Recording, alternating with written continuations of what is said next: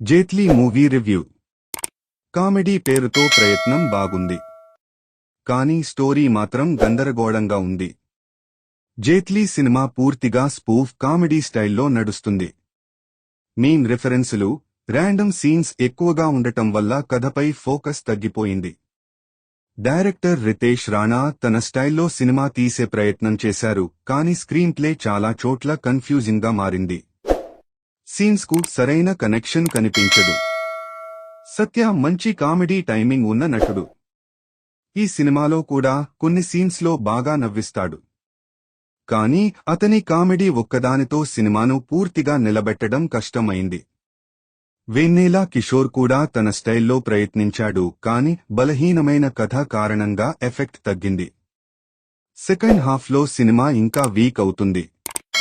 Clarity లేని కథ, emotion లేకపోవడం, గందరగోళమైన క్లైమాక్స్ పెద్ద మైనస్.